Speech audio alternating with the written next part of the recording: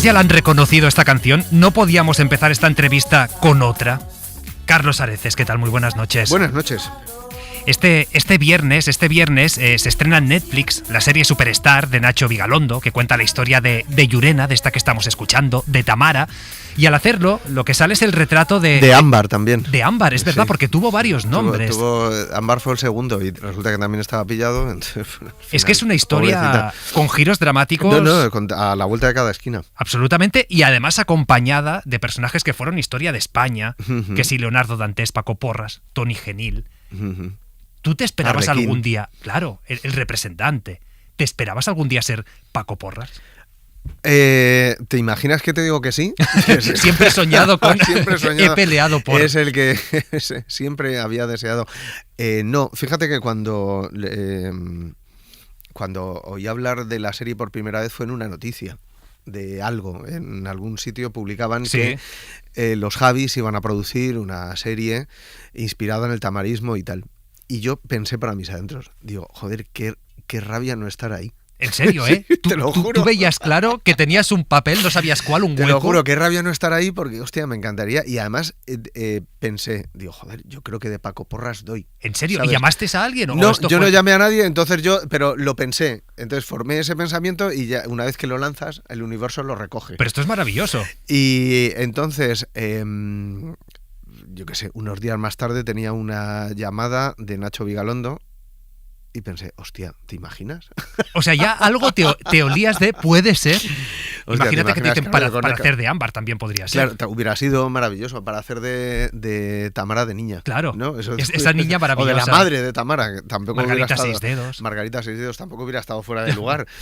Y pensé, hostia, ¿te imaginas? Entonces, no, ya, es que me estoy acordando según te lo cuento. Tenía una llamada de Nacho y me había dejado me dejó un mensaje. Ese típico llámame cuando puedas.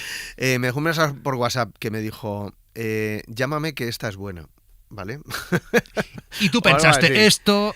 Y yo pensé, hostia, ¿te imaginas? Y entonces nada, llamé y efectivamente. ¿Y cuando te dijo Paco Porras? Me dijo Paco que era Porras, tu sueño. Me dijo Paco Porras. Por lo menos de aquellos días. Me dijo Paco Porras y, bueno, más que nada es que francamente era en el que más me veía. Y bueno, pues los sueños a veces se cumplen, ¿sabes? O sea, es el ejemplo de... y nada, cuando llega, pues nada, me dijo eso, me dijo, solo te voy a decir una palabra, Paco Porras. Entonces yo ahí ya no me lo podía creer. Fue un sí rotundo, dije, claro. Hostia, sí. Fue un sí rotundo. Era complicado porque me coincidía con otra serie y tal, o sea, hubo que hacer unas gestiones previas. Entonces hubo un tiempo en el que yo me aterroricé pensando que no pudiera hacerla. ¿Te imaginas? No, después de esto no podía ser. Pero efectivamente digo, hostia, el universo no puede ser tan cruel, ¿sabes? O sea, no puede ser que de repente tenga que dejarlo porque tengo las fechas ya pilladas y tal.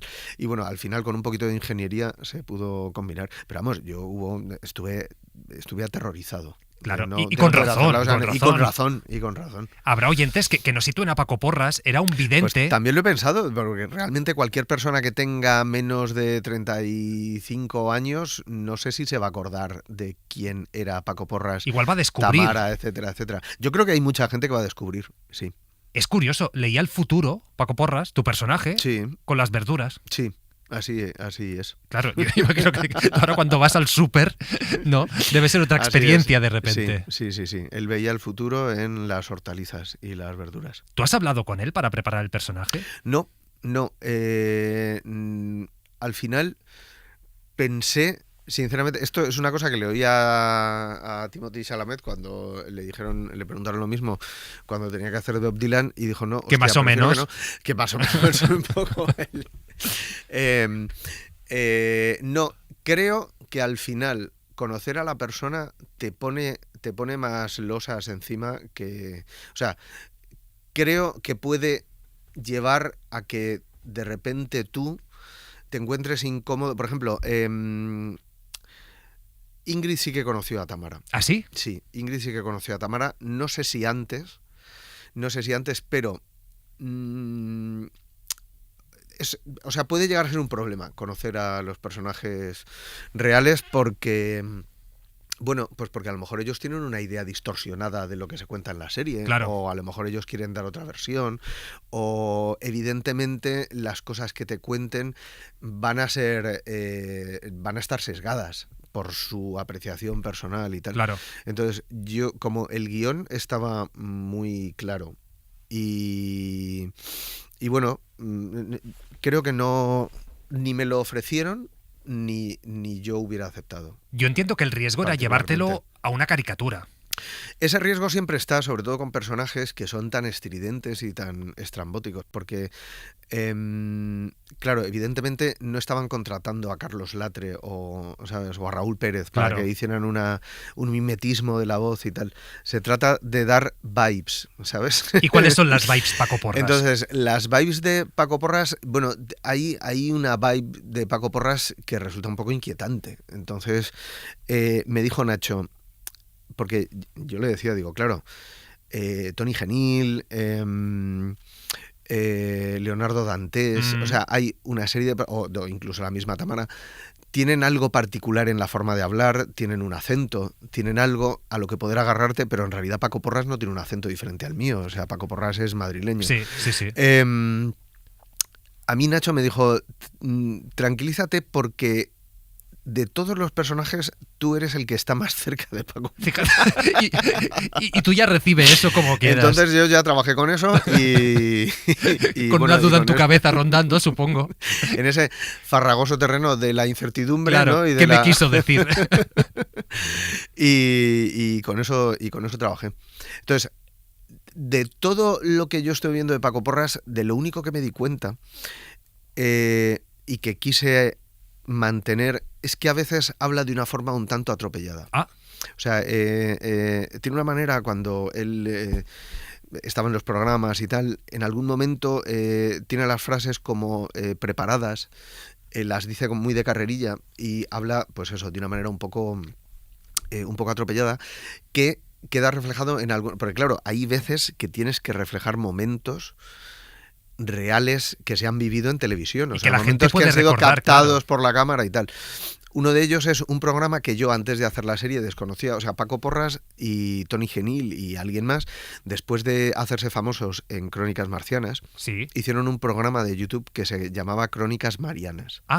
¿Vale? Sutil. Es una cosa, y entonces era un programa hecho de una manera muy casera, con muy pocos medios, muy rudimentario y tal, donde hablaban de lo divino y lo humano y donde discutían sin ningún tipo de escrúpulos. Me imagino que a veces un poco forzado también, precisamente para todo eso, lo que era para reclamar la atención de lo que era la televisión de principios de los 2000 y entonces, bueno, pues nosotros recreamos alguno de esos programas. Creo que fue competencia nuestra. ¿Sí? Que llegó a tener un programa esotérico en la radio. Bueno, Paco él Porras, ha trabajado en la radio. A la hora de hora 25. Él ha trabajado en la radio. Una cosa que sí que hice fue comprarme. Paco Porras tiene un libro. ¿Un libro? Que creo que ahora, sí, tiene un libro. Es una especie de amalgama rarísima de opiniones políticas, consejos que daba a los oyentes cuando él tenía un programa de radio, cuando él tenía el típico programa al que llaman para hacer un consultorio y tal. Un hablar por hablar, versión Paco Porras. Un hablar por hablar de Gemanierga, Paco Porras. Efectivamente, de Paco Porras. Y en la última parte incluso metía unos dibujos muy inspirados por el humor gráfico de Manuel Summers. Y bueno, o sea, el libro era una amalgama muy rara de cosas. Se titulaba Voy a ser franco. Declaración de intenciones. En la portada había una foto del Valle de los Caídos. Wow. Y iba fuerte, el amigo Paco. Esto dejaba bastante claro un poco hacia dónde tiraban sus ideas políticas. El progresismo. Creo que me han dicho que tiene intención de volver a sacarlo, creo que le va a cambiar el título. Una reedición. Pero bueno, creo que va a sacar una reedición. Yo tengo el original, ¿vale? Además, lo compré por una tienda de coleccionismo de internet y resulta que la sorpresa es que venía dedicado. ¿A quién? Pues no recuerdo el nombre, pero bueno, estaba dedicado. Entonces, tengo el libro dedicado por Paco Porras.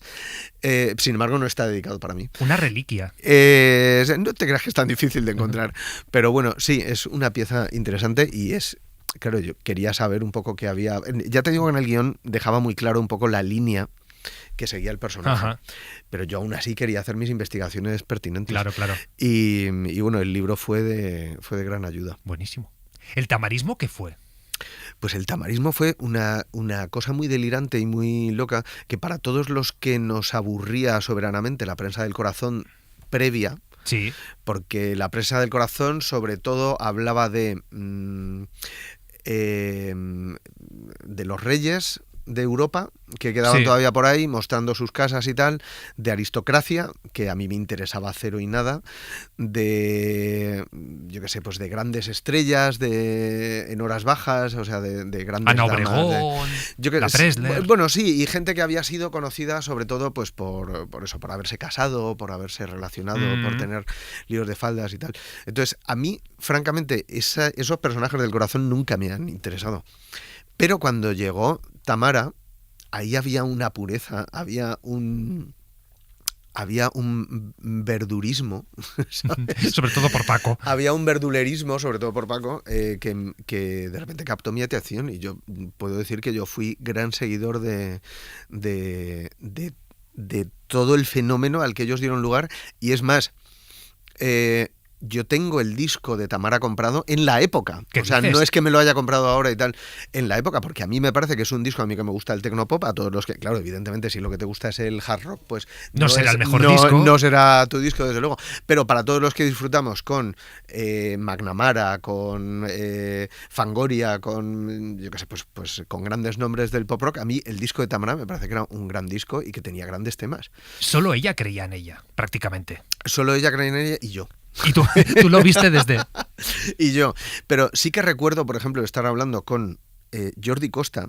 Jordi Costa, que también era, bueno, pues como sabéis, es un degustador de platos muy refinados y muy exquisitos. Sí. No de lo que consume la mayoría de la gente. Entonces, recuerdo estar hablando con él y él me contó que había ido a la FNAC a intentar comprar el disco de Tamara, y la respuesta que le dieron fue: eso lo encontrarás en alguna gasolinera, porque aquí no vendemos ¿En esas serio cosas. se pusieron clasistas? Entonces, claro, a mí me pareció eso, o sea, quiero decir, o sea, vendéis todo tipo de música, no voy a entrar a valorarla, pero vendéis reggaeton, vendéis no sé qué, y de repente yo que vengo a comprar un disco porque me gusta, me tengo que sentir ofendido porque me decís que este disco no se vende en la FNAC y tal.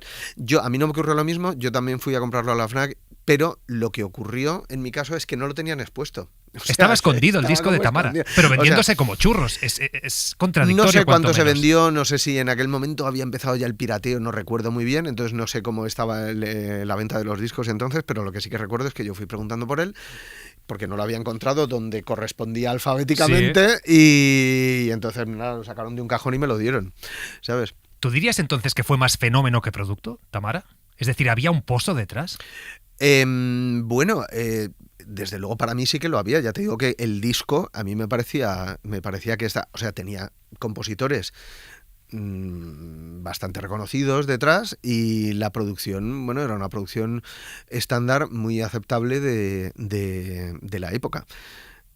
Pero además contaba con esa voz nasal que para la gente que disfrutamos de las cosas que no son tan mainstream, ¿qué te voy a decir? A mí me gusta más el disco de Tamara que la mayoría de los discos de Operación Triunfo. ¿Qué ¿Sabes? dices? Eso va en gusto. Si te está escuchando Bisbal. Entonces, no, pero Bisbal, fíjate, Bisbal creo que tiene alguna canción muy reconocida, muy Tamara. muy Tamara, no, eso ya sería demasiado. Pero creo que Bisbal tiene alguna canción muy reivindicable.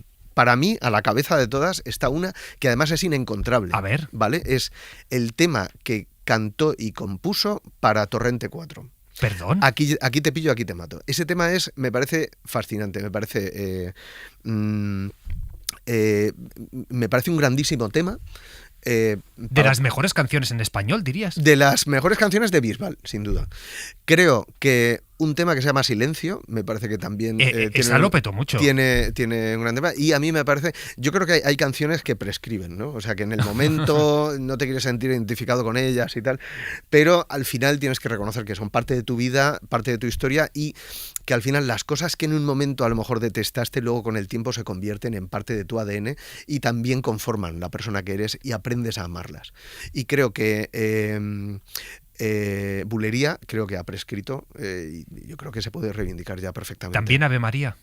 Ave María también, sí. Fíjate. Sí, es una joya pop que yo creo que se puede reivindicar ya. Pero Aquí te pillo, aquí te mato es una rumba exquisita. Entonces, por un tema de derechos que en algún momento me contó Santiago Segura, o sea, es un tema que no está recopilado en ninguno de los discos de David Bisbal y es un tema que no está recopilado en la banda sonora de Torrente 4. Pero igual Tampoco. la podéis versionar como GT Calor. Hombre, me encantaría. ¿No? Me encantaría porque es un gran tema y yo soy un amante de la rumba. Qué o sea bueno. que me parece fascinante. Volviendo a Tamara, ¿se aprovecharon de ella? ¿Fue de los personajes de los que más gente ha bebido de manera indiscriminada? Pues sí, supongo que se aprovecharon de ella y también ella se aprovechó del momento y bueno, sí, me imagino que fue un quid pro quo y que bueno, pues que ella también supo aprovechar el tirón. Desde luego, es inaudito el tratamiento que se le dio a todos ellos, que era algo muy habitual en la prensa, en los programas de aquella época, en Tómbola, en todos los programas que estaban hechos con un corte de no solo cotilleo, sino un cotilleo agresivo. Aquí hay tomate, o sea... También superioridad moral. Una superioridad moral brutal. Que yo recuerdo las entrevistas de Cárdenas en Crónicas ¿no? Marcianas y tal. Entonces había un tono de, por supuesto, reírte de. Creo que en muchos casos era con la complicidad absoluta de los personajes. Pero bueno, sí, era una manera de hacer tele que había entonces y de la que todavía creo que queda algún resto que se puede identificar. Claro, cuando tú ves la serie, te queda la pregunta, ¿es una serie sobre el éxito o sobre el fracaso? Pues yo creo que es una serie sobre la... Es que no me quiero poner muy profundo, pero a mí la serie me sorprendió, o sea... Y narrativamente, como está contada... Narrativamente es una locura. Entonces, yo dije... O sea, cuando me hablaron del proyecto y sabía que se lo habían encargado a Nacho Vigalondo, pensé, ¿qué cojones tiene que ver este mundo con Nacho? ¿Sabes? O sea, yo soy muy seguidor de la carrera de Nacho. Ya habéis trabajado juntos. Hemos trabajado juntos, he visto todas sus películas, he visto todos sus cortos y francamente me parece que eran dos mundos opuestos, ¿no? O sea, dije, ¿qué puede aportar Nacho a el tamarismo de principios de los 2000? Bueno, pues cuando leí los guiones y sobre todo cuando he visto la obra montada, me parece alucinante que haya podido recoger El Testigo sin renunciar a su esencia y sin renunciar a sus referentes. Entonces tú que ya has visto algún capítulo podrás identificar que desde luego no es una serie al uso. No se puede negar que es una serie de Nacho Vigalondo con todas sus obsesiones y todas sus incluso con retazos de ciencia ficción y que al mismo tiempo es una dignificación de todos los personajes protagonistas, o de la mayoría de ellos, sin ocultar sus mezquindades tampoco, pero yo creo que, si no en todos, en la mayoría de los personajes, yo creo que sirve como una especie de redención de lo que pudieron ser. ¿Sabes cómo la han recibido los personajes La reales? única persona que sé que la ha visto ya es Llurena. Y Llurena dijo una frase... Muy Llurena, dijo una frase muy Llurena que a mí me encantó y que para nosotros ya es un mantra. Cuando la terminó de ver, dijo, es un disparate, pero no me siento agredida. ¡Wow! Que supongo que ya como punto de partida... Sí. Entonces, bueno, para toda la gente que sea excesivamente joven, porque el tamarismo tiene la particularidad de que dura un tiempo muy concreto y luego desaparece sin dejar rastro. Es verdad. O sea, no es como otras cosas de los 80 o como otros grupos. Tú puedes no haber vivido los 80, pero has oído hablar de Alaska y los Pegaloides, claro. Has oído hablar de Tino Casal, pero esto es como que quedó olvidado en un espacio, en un tiempo y se ha sepultado. Y en una época, es verdad. Y en una época. Entonces, al mismo tiempo que se estrena la serie, se estrena un documental, que yo no he visto. Eso no lo he visto. Pero la serie tiene algo muy fascinante y es alucinante que Nacho haya podido contarla de una manera tan personal, sin renunciar, ya te digo, a toda su iconografía y al mismo tiempo respetando los códigos de lo que supuso el tamarismo. Era fácil irte al tópico, No ha pasado aquí. Era fácil hacer una serie riéndote más de ellos, Sí, ¿sabes? claro. Y la serie Es lo es fácil. todo lo contrario. Sin embargo, no se oculta todo ese momento y todo lo que supuso y bueno, y también, pues ya te digo, la manera en la que hicieron un uso de los medios que tenían a mano, pues para darse a conocer, para ganar dinero, o sea, todo eso está contado. Tú a Paco no lo has conocido, no lo conocías. Pues es una cosa muy rara. Yo a Paco no le conocía y no había coincidido con él en mi vida. Entonces, yo hasta hace poco vivía en Carabanchel y entonces en un bar al que voy a comer de vez en cuando, me dijeron, hostia, el otro día estuvo aquí Paco Porras, te vio en una foto, porque es el típico bar que se hacen Sí. las fotos con los famosillos que van por allí y tal cual, y entonces mi foto estaba allí puesta. Entonces te vio en la foto y dijo, hostia, pues Carlos ha hecho de mí en una serie que estábamos todavía, pues creo que acabamos de terminar de rodarla, o sea, todavía no se había visto nada y tal. Carlos ha hecho de mí en una serie y tal, y me lo estaban contando y digo, hostia, qué casualidad, no me lo puedo creer. Bueno, pues fue salir de ese bar y justo él entraba. Pero ves que vuestra historia entonces nos está chocamos, llena. entonces claro, de repente el gran puzzle cósmico encajó, ¿vale? Y nos encontramos, o sea, Paco Porras ficción y Paco Porras real. ¿Y qué os dijisteis?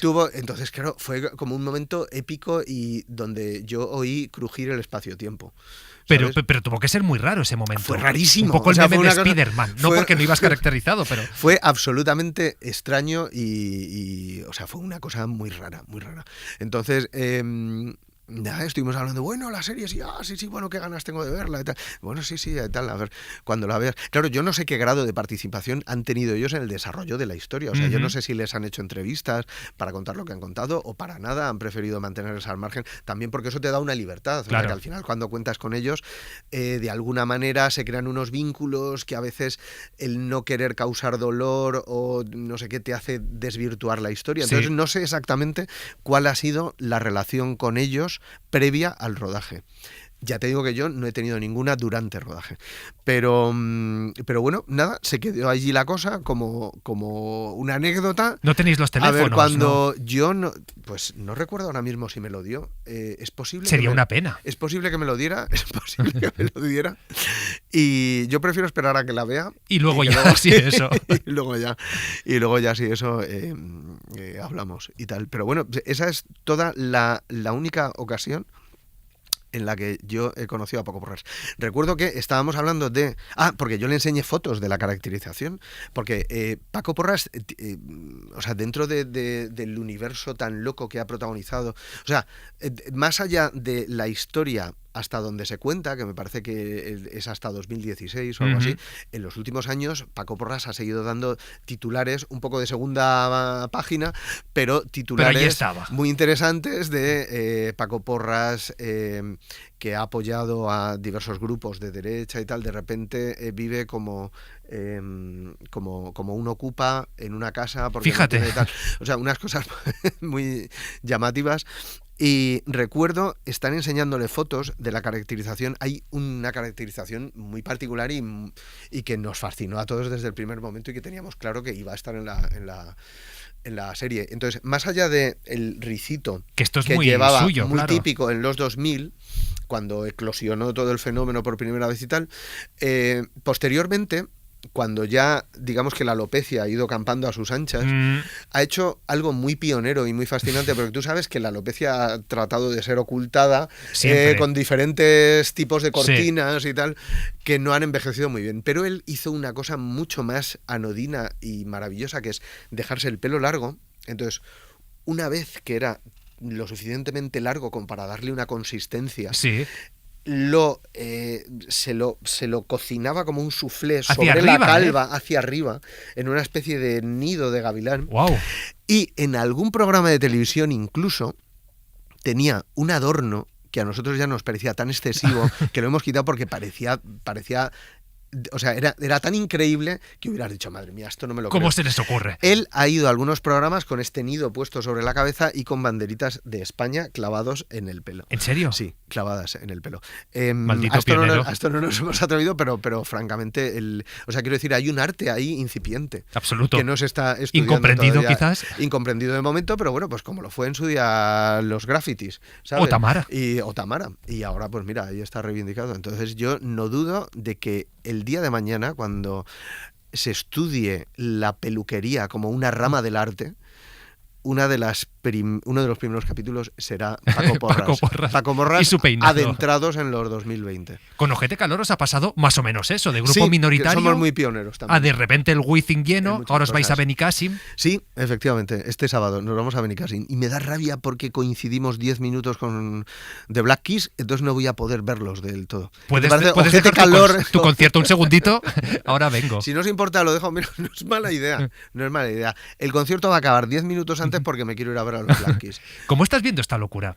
De repente un grupo que lleva ya 20 años, hace ya me parece 12 del primer disco, Sí, que de repente ahora estéis viviendo sí. este momento. Hostia, tienes las fichas muy bien pilladas. Creemos que el grupo tiene 20 años, porque no nos Creemos. creemos Por lo que cuentan. No tenemos asegurado a ciencia cierta, creemos que tiene 20 años.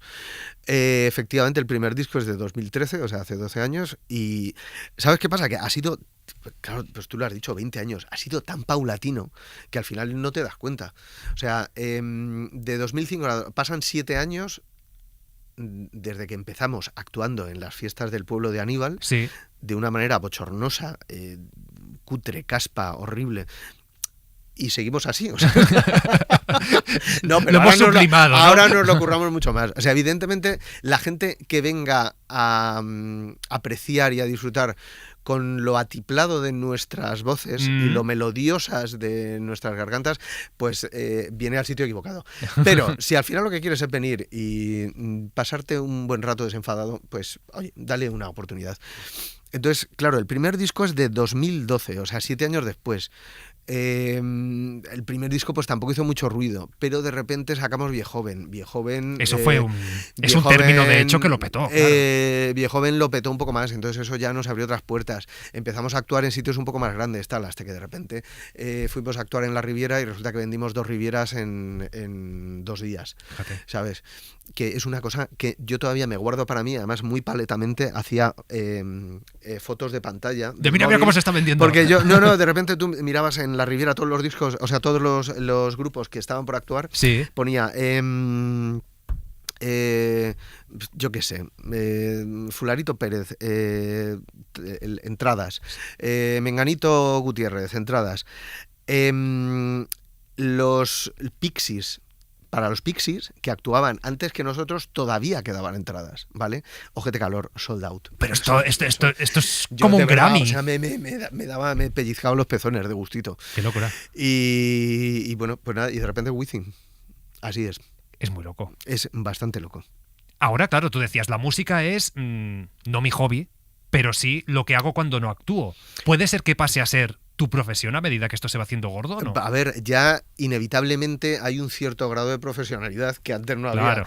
Entonces, cuando tienes que dar un concierto en el Wizzing, hay que preparar muchas cosas. Un concierto en el Wizzing exige aproximadamente 6 meses de estar dándole vueltas a ideas, ir contactando con gente, preguntar si algo es posible y tal, y 2 meses de dedicación exclusiva, que es donde tienes que preparar canciones nuevas, vídeos nuevos, todas las presentaciones, cerrar la participación de los invitados, escribir la presentación de los invitados,